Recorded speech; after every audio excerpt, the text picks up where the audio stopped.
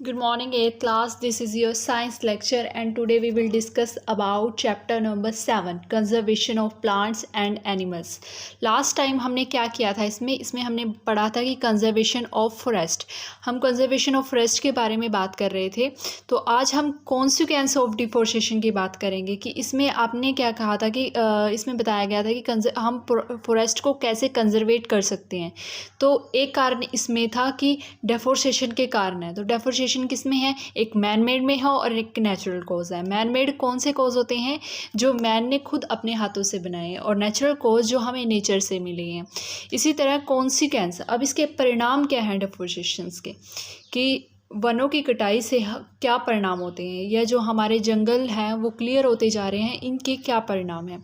तो हम बात करते हैं deforestation has following serious consequence. जो डिफोरेस्टेशन है उसके पास क्या है, फ्लोविंग सीरियस कॉन्सिक्वेंस है, यानी सीरियस परिणाम है. ठीक है. फर्स्ट देखो क्या कह रहा है कि ग्लोबल वार्मिंग.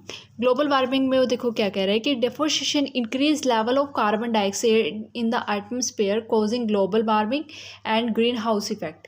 वो कह रहा है कि जैसे जैसे वनों की कटाई होती जा रही है उससे क्या होता है कि कार्बन डाइऑक्साइड जो लेवल है एटमॉस्फेयर में, जो हमारे इन्वायरमेंट में है, उसके कारण ग्लोबल वार्मिंग बढ़ रही है और ग्रीन हाउस इफेक्ट बढ़ रहा है. और उसके कारण क्या हो रहा है, जो हमारा मौसम है, जो हमारा क्लाइमेट है, उसकी वजह से चेंज होता जा रहा है कि ज़्यादा गर्मी बढ़ती जा रही है. ठीक है. सेकंड है change in a climate. Deforestation increase temperature. मैंने आपको लास्ट पॉइंट में बताया कि हमारा कार्बन डाइऑक्साइड बढ़ रही है. कार्बन डाइऑक्साइड से हमारे क्या हो रहा है कि हमारा जो टेम्परेचर है वो इंक्रीज होता जा रहा है, और जो रेनफॉल है वो रिड्यूस होती जा रही है, कम होती जा रही है. And increase wind velocity. और हवाएं हैं जो हमारे इन्वायरमेंट की वो कम बढ़ती जा रही हैं. ठीक है. उनकी जो वेलोसिटी है वो बढ़ती जा रही है. This change lead to climatic change. ये जो चेंज है वो लीड करता है क्लाइमेटिक चेंज को. मीन्स ये हमारे अपोजिट चल रहा है कि हमें बारिश की भी उतनी ज़रूरत होती है. ठीक है. धूप की भी हमें ज़रूरत होती है और सर्दी की भी हमें ज़रूरत होती है. तो ये इक्वली नहीं चल रहा. ये क्या हो रहा है कि गर्मी ज़्यादा बढ़ रही है. ठीक है. उसके बाद है डिजर्टिफिकेशन. डिजर्टिफिकेशन क्या होता है, बात कर रहे हैं the feeling of trees cause change in the physical property of soil. Felling of trees यानी ट्रीज की कटाई के कारण क्या हो रहा है कि चेंज होती जा रही है फिजिकल प्रॉपर्टी. सोइल की जो हमारी फिजिकल प्रॉपर्टी है ना वो चेंज होती जा रही है. ठीक है. जो वाटर होल्डिंग कैपेसिटी होती है सोइल की होती है, सोइल और रूट्स की होती है. मीन्स जो हमारी सोइल है वो रूट्स को पकड़ कर रखती है. वो जो कैपेसिटी है वो किसके कारण, डिजर्टिफिकेशन के कारण कम होती जा रही है. ठीक है. एंड द लेवल ऑफ सब soil water is lowered making the top soil layer dry. जो हमारी टॉप मोस्ट लेयर है वो भी ड्राई होती जा रही है. उसकी वजह से क्या होता जा रहा है कि डिजर्टिफिकेशन जो है वो इंक्रीज होता जा रहा है. ठीक है. ये रिमूव कर रहा है. It is a remove by strong wind causing soil erosion. वो क्या कर रहा है कि रिमूव कर रहा है स्ट्रॉन्ग वाइंड्स को, और क्या किसका कारण बन रहा है, सोइल इरोजन का कारण बन रहा है. ठीक है. Gradually the fertile land gets converted into desert. जो हमारे फर्टाइल लैंड है वो किस में कन्वर्ट होते जा रहे हैं, रेगिस्तान में कन्वर्ट होते जा रहे हैं. मीन्स जहाँ पर पेड़ पौधे नहीं है, तो पेड़ पौधों के ना होने के कारण तो वहाँ की मिट्टी क्या बन रही है, ऑटोमेटिकली क्या बन रही है, रेगिस्तानी बन रही है. कि रेगिस्तान में पहले हम कहते थे ना कि पेड़ पौधे नहीं है, किस वजह से नहीं है पेड़ पौधे, इन्हीं वजह से नहीं है. तो इसे हम क्या कहेंगे, डिजर्टिफिकेशंस. ठीक है. उसके बाद है ड्रोट मीन्स सूखा. ठीक है. सूखे में देखो वो क्या कह रहा है कि disturb water cycle. Water cycle disturb होता जा रहा है. क्लाइमेट चेंज, अगर हमारा क्लाइमेट चेंज होता है उससे वाटर साइकिल भी चेंज हो रहा है, और वो रिड्यूस रेंस, हमारी जो रेंस है वो कम हो रही हैं. और lowering of water table to do the removal of trees cause frequent droughts. तो अगर पेड़ पौधों को पानी सही से नहीं मिलेगा तो क्या होगी, जो ट्रीज़ हैं, ट्रीज़ के कारण सूखा पड़ जाएगा. ठीक है. ये सूखे के कारण जो हमारे प्लांट्स हैं वो नष्ट हो जाएंगे. जैसे आजकल के ही वेदर में हम ले लेते हैं, हमें बारिश की कितनी ज़रूरत है. जो हमारा किसान भाई है वो क्या कर रहा है कि धान की खेती लगा रहा है, लेकिन धान की खेती लगाने के लिए उसे पानी की बहुत आवश्यकता है.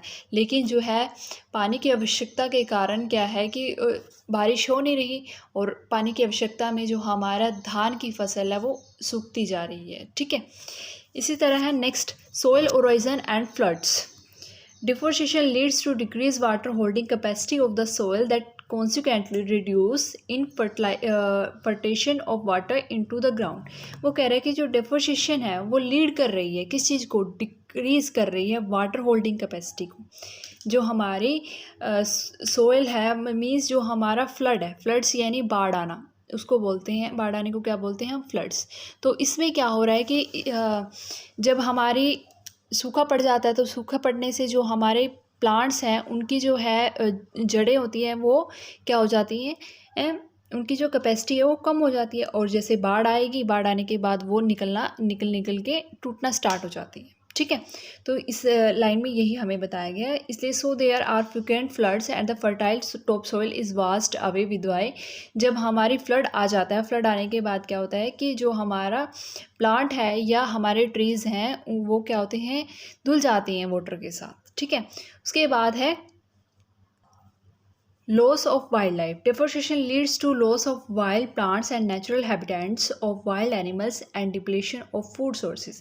Deforestation क्या है कि जो हमारा deforestation है जहाँ पर हमारे पेड़ पौधे नहीं हैं वो क्या किस चीज़ को लीड कर रहे हैं, किस चीज़ को बढ़ावा दे रहे हैं, वाइल्ड प्लांट्स को। जो जंगली हमारे प्लांट्स होते हैं ना जो खतरनाक होते हैं जैसे कैक्टस होता है, ठीक है, और natural habitats of wild animals, और जो हमारे वाइल्ड एनिमल्स हैं, ठीक है, और डेप्लीशन ऑफ फूड सोर्स। तो हम जो यहाँ पर वाइल्ड लाइफ सही मतलब हमारी जो वाइल्ड लाइफ है उसको लॉस हो रहा है। क्यों हो रहा है? क्योंकि सूखा है, सूखे की वजह से हमारे जो जहरीले पेड़ पौधे हैं वो उग जाते हैं, और उगने के बाद जो हमारे जो जीव होते हैं वो उन्हें ईट कर जाते हैं, और ईट करने के बाद उनकी डेथ भी हो सकती है। तो इसकी वजह से हमें वाइल्ड लाइफ को भी लॉस हो रहा है, हमारी वाइल्ड लाइफ को लॉस हो रहा है। ठीक है, डिप्लेशन ऑफ रिसोर्सेज। डिप्लेशन क्या होता है? कमी होना, किस चीज़ की? रिसोर्सेज की कमी होना। ठीक है, जो हमारे फॉरेस्ट है वो हमें क्या प्रोवाइड करते हैं? वैरायटी ऑफ एसेंशियल कमोडिटी, जो हमारे जैसे हमारी लकड़ी है, ठीक है, फूड जैसे फूड होता है, हमें फ्रूट है, फाइबर्स हैं, मेडिसिन्स है, एरोमेटिक हैं, वो सब हमें क्या है, हमें कहाँ से मिलती है? फॉरेस्ट से मिलती है। ठीक है, तो इस चीज़ में भी क्या हो रहा है कि हमारे इसको क्या हो रहा है कि डिप्लीशन यानी कमी हो रही है रिसोर्सेज के अंदर। वो हमें सपोर्ट करते हैं variety human race living in forest. वो हमें सपोर्ट कर रहे हैं कि ह्यूमन लिव कैसे विदाउट रिसोर्सेज से बिना रह नहीं सकते, क्योंकि हमें फ्रूट की ज़रूरत भी है, ठीक है, और हमें फूड की ज़रूरत भी है, फायरवुड की, फाइबर्स, सभी की ज़रूरत होती है। तो इसमें क्या है कि जैसे अगर फॉरेस्ट कम होते जा रहे हैं तो हमारे जो रिसोर्सेज हैं उनमें भी कमी आती जा रही है। ठीक है, तो यहाँ तक हमने क्या पढ़ा था? कंजर्वेशन ऑफ फॉरेस्ट की हमने बात की थी। ठीक है, तो कंजर्वेशन ऑफ फॉरेस्ट की हम बात कर रहे थे। तो अब हम क्या बात कर रहे हैं कि forest conservation and management, forest की बात चल रही है। ठीक है, अभी तक हम क्या बात कर रहे हैं? फॉरेस्ट की बात कर रहे हैं। ठीक है, नेक्स्ट उसमें हम पढ़ेंगे वाइल्ड लाइफ कंजर्वेशन, लेकिन फॉरेस्ट की अब हम बात कर रहे हैं। Conservation of forest is required to ensure a regular supply of forest product along with maintaining ecologic balance. जो कंजर्वेशन ऑफ फॉरेस्ट है, जंगलों का संरक्षण करना, वो रिक्वायर्ड है, मतलब ज़रूरतमंद है। क्यों?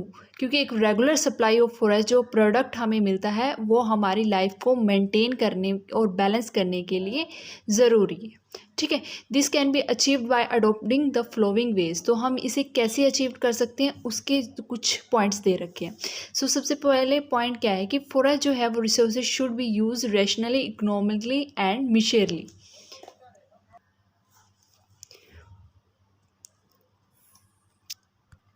Forest resources should be use rationally, economically and majorly. वो कह रहे हैं कि जो हमारे फॉरेस्ट हैं वो कैसे होने चाहिए, उनका किस तरह प्रयोग होना चाहिए? सही तरीके से, रैशनली यानी सही तरीके से, इकोनॉमिकली यानी आर्थिक तरीके से, एंड मेजरली यानी मिशेली का मतलब होता है सही ढंग से। ठीक है, और सेकंड पॉइंट पे देखो क्या कह रहा है कि जो अल्टरनेटिव सोर्स है फ्यूल वुड के, जो हमारे लकड़ी है, जो सोर्स है fuel wood, should be explored, वो सही तरीके से खोजे जाने चाहिए। ठीक है, जैसे बायोगैस जो है वो फ्यूल वुड की के कंपेयर में हम यूज़ कर सकते हैं, तो बायोगैस का हमें ज़्यादा से ज़्यादा यूज़ करना चाहिए एज़ कम्पेयर टू वुड। ठीक है, उसके बाद है प्रिवेंटिंग ओवर ग्रेजिंग, यानी जो हमारे ग्रेजिंग बाय जो हमारे कैटल हैं कैटल हैं और कोई जैसे शीप होती है, कैटल होती है, ये सब क्या करते हैं, ग्रेजिंग कर लेते हैं। तो ये रेगुलेटेड होनी चाहिए, मीन्स कभी कभी इनको चराने के लिए लेके जाना चाहिए, ठीक है। उसके बाद है protection from fire, paste and disease. जब हम क्या करते हैं कि हम अपने खेतों में जो पेस्ट डालते हैं, ठीक है, पेस्ट डालते हैं और जो डिसीज़ हो जाते हैं उनसे हमें प्रोटेक्शन करनी चाहिए, जो पेड़ पौधे हैं उनकी प्रोटेक्शन करनी चाहिए। Forest should be protected from fire, जो हमें फॉरेस्ट है उनकी प्रोटेक्ट करना चाहिए, किससे, फायर से। By putting restriction on smoker, हमें क्या करना चाहिए, रिस्ट्रिक्ट यानी मनाही करनी चाहिए किस पे, जो स्मोकिंग करते हैं। कैंपस फॉर बर्निंग डेब्रिस, हमें जंगलों में जो हमारे पर्यटक जाते हैं ना, जंगलों को देखने के लिए बहुत सारे लोग जाते हैं, उन पे थोड़ा रिस्ट्रिक्शन करनी चाहिए। और क्या कह रहा है कि पेस्ट एंड जो डिसीज़ है हम स्प्रे करते हैं पेस्टिसाइड और फंगिसाइड्स का, उन पे थोड़ा, उनको भी क्या करना चाहिए, उन पे भी थोड़ी रिस्ट्रिक्शंस लगानी चाहिए, ठीक है। उसके बाद है felling of trees should be made punishable activity, मतलब जो हमारे ट्रीज़ हैं उनकी कटाई जो है वो क्या करनी चाहिए, पनिशेबल एक्टिविटी करनी चाहिए। मतलब अगर कोई भी पेड़ पौधे को काटता है तो उसको पनिश करना चाहिए, ठीक है। Government of India has put complete restriction on cutting tree, जो हमारी इंडिया की गवर्नमेंट है उसको उसे क्या करना चाहिए, उसे रिस्ट्रिक्शन करना चाहिए कटिंग ट्रीज़ पे, ठीक है। उसके बाद है afforestations. Replanting tree in a forest is called of afforestation, इसको हम क्या बोल सकते हैं, अफोरेस्टेशन, ठीक है। इसमें क्या है कि जो एक बार हम ट्रीज़ काट देते हैं उसके प्लेस पर हमें दोबारा ट्रीज़ लगाने चाहिए, मीन्स प्लांटिंग ट्रीज़ इन फॉरेस्ट, ठीक है, उसे हम क्या कहेंगे, अफोरेस्टेशंस। वो कह रहा है कि सेंट्रल एंड स्टेट जो गवर्नमेंट है उसे कुछ सेवरल एफोरेस्टेशन प्रोग्राम लगाने चाहिए, जिसमें आजकल आपने देखा होगा जैसे बहुत सारे लोग हैं कि पौधारोपण करते हैं। बहुत सारे जो लोग हैं वो प्लांट्स के मीन्स काफ़ी जो हमारे लंबे लंबे बहुत थिन प्लांट होते हैं उनको क्या करते हैं कि पहले काट देते हैं, फिर उनके प्लेसेस पे नए प्लांट लगाते हैं। तो गवर्नमेंट को ऐसे काफ़ी सारे प्रोग्राम चलाने चाहिए जो हमारे जो हमारे इस फॉरेस्ट को वेल्थ रख सके, ठीक है। उसके बाद हम बात करते हैं general awareness. General awareness means सभी को इसके बारे में जागरूक करना चाहिए कि ये नेसेसरी है to create general awareness in the people for forest conservation through different media and mass movement. Means ये नेसेसरी है जनरल अवेयरनेस, यानी सभी को इसके बारे में जनरल नॉलेज होनी चाहिए, जनरल हमें बताना चाहिए कि पेड़ हमारे लिए किस तरह से ज़रूरी है, ठीक है।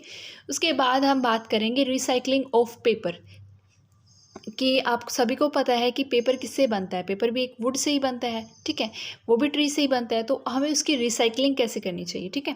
जो पेपर है, paper is manufactured from tree, जो पेपर है वो किससे बनता है, ट्री से बनता है। It takes about 7 fully grown tree to make 1 ton of paper. Means वो कह रहा है कि आपको 17 फुल्ली ग्रोन मतलब 17 ऐसे पेड़ चाहिए होते हैं जो आपके 1 टन ऑफ पेपर बना सके। मतलब 1 टन पेपर बनाने के लिए हमें 17 फुली ग्रोन ट्रीज चाहिए होते हैं, ठीक है। उसके बाद it means paper industry is also responsible for deforestations. Means जो हमारी पेपर इंडस्ट्री है वो किसके लिए रिस्पॉन्सिबल है, वनों की कटाई के लिए भी रिस्पॉन्सिबल है, क्योंकि वो पेड़ पौधों को काट देते हैं पेपर बनाने के लिए। तो हमें क्या करना चाहिए कि therefore we should save paper, हमें पेपर्स को सेव करना चाहिए। How can we cut down on paper consumption and reduce the filling of trees. हमें क्या करना चाहिए, हम कैसे कर सकते हैं पेपर को कंजम कैसे कर सकते हैं, कंजम्पशन यानी उनको सुरक्षित कैसे कर सकते हैं, और रिड्यूस कैसे कर सकते हैं पेड़ों को की कटाई, ठीक है। तो we can cut down on paper consumption by, हम कैसे कर सकते हैं पेपर को कंजम, using the paper sheet carefully, हम शीट को, जो पेपर शीट होती है उसको केयरफुली यूज़ कर सकते हैं। हम वेस्ट नहीं करना चाहिए, अननेसेसरी वेस्ट नहीं करना चाहिए। And not tearing the paper, हमें पेपर को टीयर नहीं करना चाहिए, ठीक है। Saving at least 1 sheet of paper daily, हमें कम से कम 1 पेपर शीट डेली सेव करनी चाहिए, ठीक है।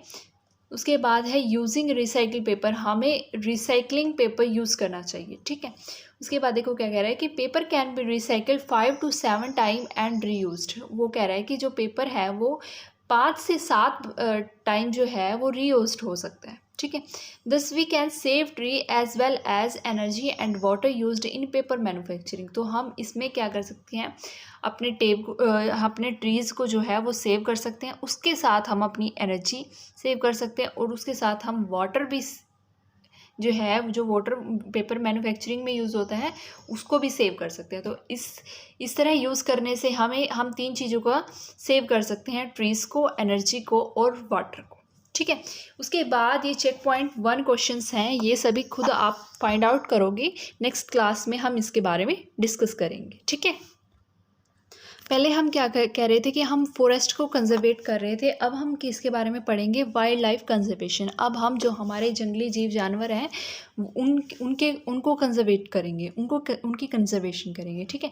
तो wild life conservation, wild life refer to all organism living in their natural habitats. Wild life किसको रेफर करता है, जो हमारे लिविंग ऑर्गेनिज्म हैं जो नेचुरल निवास करते हैं। मीन्स कहाँ कहाँ, जैसे टाइगर है और एलिफेंट है, वो कहाँ रहते हैं, जो हमारे टाइगर और एलिफेंट कहाँ रहते हैं, डेंस फॉरेस्ट, डेंस यानी घने फॉरेस्ट में। जैसे क्रोकोडाइल है और एलिगेटर है, वो कहाँ रहते हैं, नेचुरल बॉडी में। ठीक है, मतलब जहाँ पर पानी होता है। ठीक है, नेचुरल वाटर बॉडी में। ठीक है। और उसके बाद है tree and shrub in jungle. Shrub क्या होती है, झाड़ी, जो झाड़ियाँ हैं, ट्रीज़ हैं, वो कहाँ हैं, जंगल के अंदर। उसके बाद है cause of wild life depletion. क्या कारण है कि हमारी जो वाइल्ड लाइफ है वो डेप्लीट होती जा रही है, मीन्स कम होती जा रही है। ठीक है। Wild life is a valuable biological resources. जो वाइल्ड लाइफ है वो वैल्यूएबल बायोलॉजिकल रिसोर्सेज है। The various factor responsible for wild destruction and depletion. तो इसके कुछ फैक्टर्स हैं। सबसे पहला फैक्टर क्या है कि किस कारण से जो हमारी वाइल्ड लाइफ है वो लॉस होती जा रही है। सबसे पहले है हैबिटेट लॉस, सेकेंड है इनडिस्क्रिमिनेटिंग हंटिंग और थर्ड है पॉल्यूशन।